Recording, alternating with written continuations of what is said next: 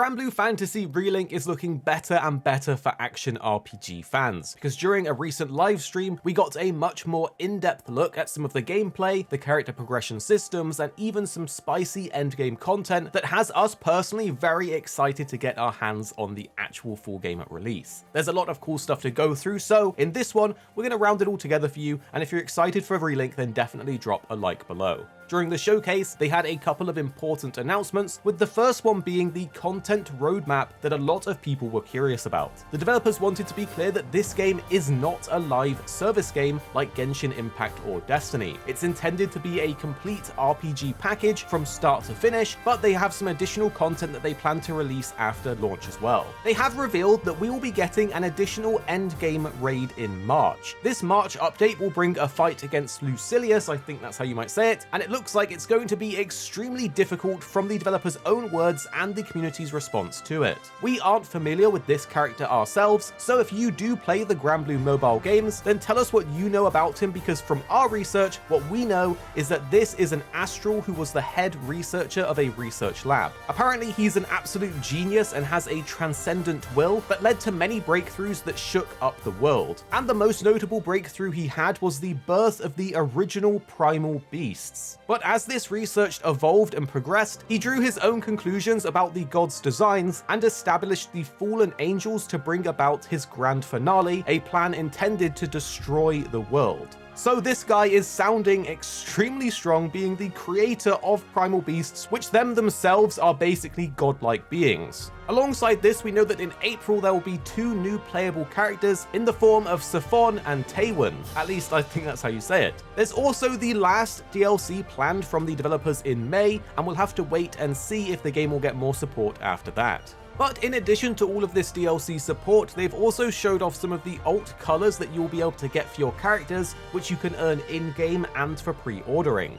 Within the stream, there was also a gameplay portion that showed off more of the story content and areas that we will be able to experience in the full game. The developers kept the gameplay spoiler-free and said that there will be some super flashy cutscenes, and it's an experience in the game that they are saving. The first area in this that we got a look at was a big open desert area, which was huge in contrast to the areas that we got to explore in the press demo. Because this is a much larger area, they've implemented these various green boost orbs that the developers said you can use to boost around the area, and the player was able to quickly slide around the sand dunes, which was pretty smooth and very cool looking. One of our concerns for Relink, which you guys will know if you watched our previous videos, is just what content there is to do outside of boss fights. Traditionally, other games have little mini-games or side objectives for players to complete. In this gameplay though, we got to see that there will be some type of mini-game for the player to complete that will basically unlock a chest. This is cool to see as it adds a little bit of variety and spice to the gameplay and earns you some extra rewards for crafting. During the demo, what we got to see was the developers had to collect these crystals within a time limit, which would then unlock a chest and give them the rewards.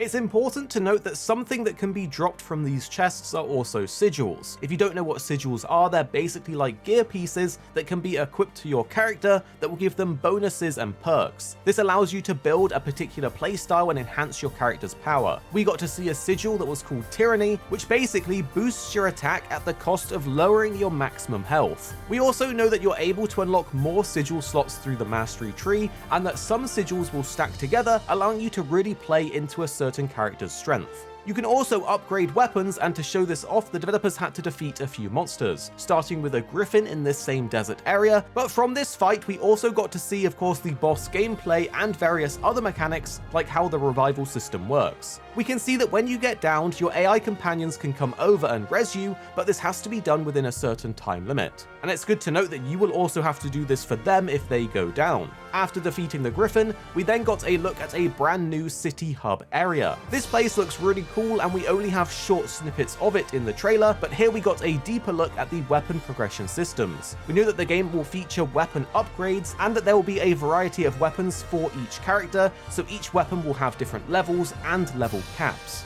Because they did the Griffin fight, it yielded some items that allows them to uncap their weapon, and since they didn't have everything they needed, this was a perfect time for them to show off the wishlist system in the game, which is actually a pretty robust way to allow you to quickly add materials to a wishlist and then search for them in the actual quest board. So this whole system is there to save you a bunch of time to farm particular items that you actually need without having to figure it out yourself and go through all of the menus. So this is a very nice little quality of life feature. Something else to note about quests and rewards is that there will be a first time bonus as well as performance based drops. After completing a quest, you will see at the rewards that you'll be ranked from C all the way up to S++.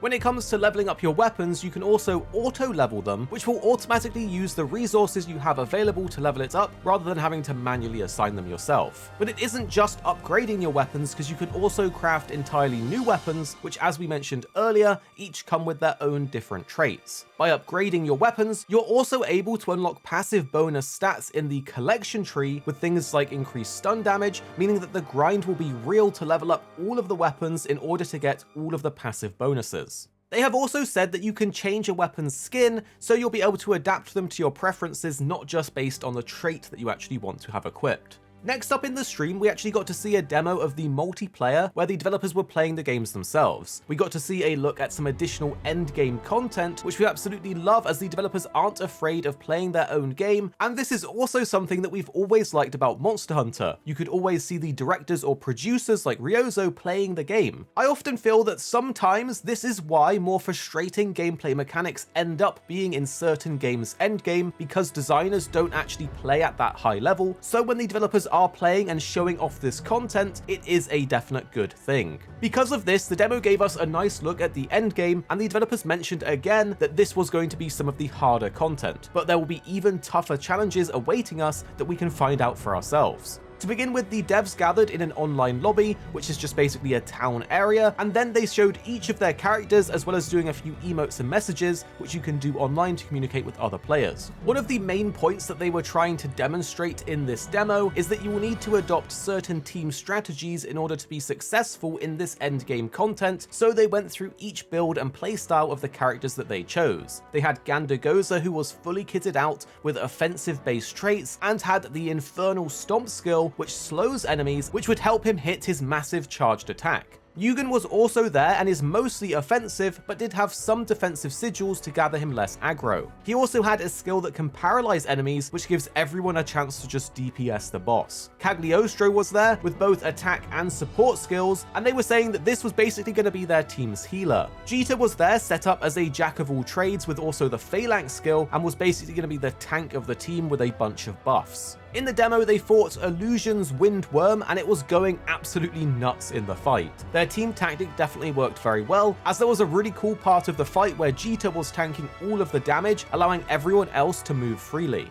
So we were actually very impressed with what they showed and demonstrated, and just how the end game is looking to shape up. Make sure to stay subscribed down below and hit that like button if you enjoyed this video. We're going to have more Granblue Fantasy Relink coming your way soon that you definitely don't want to miss out on.